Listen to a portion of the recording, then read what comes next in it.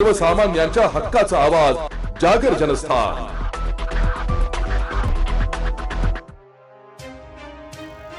महाराष्ट्र राज्य आरोग्य खाते आशा व गटप्रवर्तक संघटनेच्या वतीने आपल्या प्रलंबित मागण्यांकडे शासनाचे लक्ष वेधण्यासाठी येथील कॅनल क्लब परिसरात जोरदार निदर्शने करण्यात आली।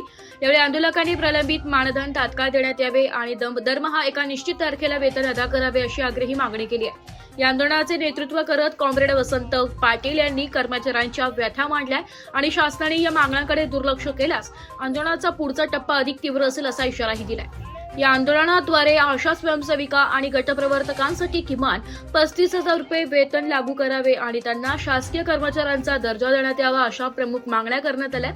याशिवाय प्रसूती व आजारपणाची भरपगारी रजा, वर्षाला ठराविक किरकोळ रजा, सार्वजनिक सुट्ट्यांची अंमलबजावणी आणि दिवाळी भेट मिळावी या मुद्द्यांवरही आंदोलकांनी जोर दिलाय। आरोग्य सेवेचा कणा असलेल्या या महिला कर्मचाऱ्यांच्या सुरक्षिततेसाठी आणि हक्काच्या साठी ही लढाई असल्याचं यावेळी स्पष्ट करण्यात आलंय। आज दिनांक 12/2/2026 रोजी केंद्रीय कामगार संघटनेने कामगार होत असलेल्या अन्यायाविरोधात तसेच आशा व गटवर्तक यांच्या प्रलंबित मागण्यासंबंधात देशभर आणि राज्यभर देशव्यापी संप पुकारण्यात आलेला आहे। त्या अनुषंगाने आम्ही धुळे जिल्हा महाराष्ट्र राज्य आरोग्य खाते आशा व गटप्रवर्तक संघटना या संपात सहभागी असून संपातील मागणी अशा आहेत। गटप्रवर्तक यांना कंत्राटी कर्मचाऱ्यांप्रमाणे कंत्राटी कर्मचाऱ्यांचा दर्जा दिला पाहिजे। त्यांना किमान वेतन 36,000 रुपये लागू केलं पाहिजे। त्यांना प्रवासावर भत्ता दिला जातो आणि ती जी रक्कम आहे ती अत्यंत तुटपुंजी असून त्या रकमेमध्ये प्रवासावर खर्च केला जातो, म्हणून त्यांना किमान वेतन 36,000 रुपये दिले पाहिजे।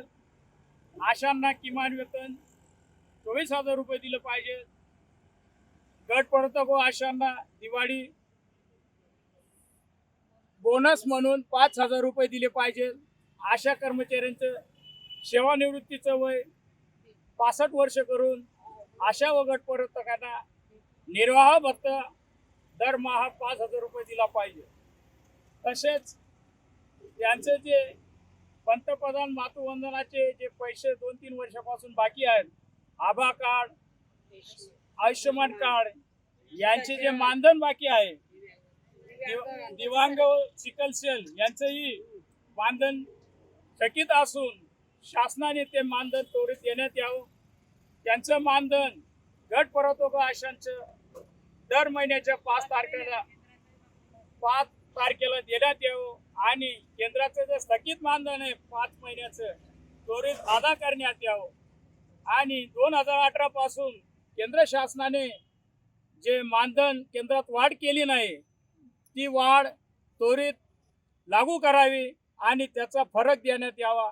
यासाठी आज रोजी आम्ही माननीय जिल्हाधिकारी तसेच माननीय मुख्य कार्यकारी अधिकाऱ्यांमार्फत पंतप्रधान, माननीय मुख्यमंत्री, माननीय आरोग्यमंत्री यांना मुख्य कार्यकारी अधिकारी आणि जिल्हा अधिकाऱ्यांमार्फत आम्ही निवेदन सादर करीत आहोत।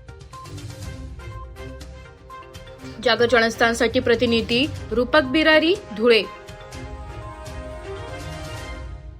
एक बात कह दूं, ये वीडियो हर किसी के लिए नहीं है। अगर आप सोचते हैं कि आप YouTube देखकर ट्रेडिंग सीख जाएंगे तो ऑनेस्टली ये वीडियो आपके लिए नहीं है। ट्रेडिंग सिर्फ एक बाय सेल का गेम नहीं है। यहाँ पर चाहिए डिसिप्लिन, रियल नॉलेज और पेशेंस। आपको नॉलेज रील्स से नहीं ट्रेनिंग से मिलता है और हम उन्हीं के लिए हैं जो ट्रेडिंग सीखना चाहते हैं। प्राइस, एक्शन इंडिकेटर और इमोशन कंट्रोल हम आपको सिखाना चाहते हैं। हमारी ट्रेनिंग शुरू होती है सिर्फ 5,000 से। ऑफलाइन और ऑनलाइन दोनों ऑप्शंस में आप ट्रेडिंग सीख सकते हैं।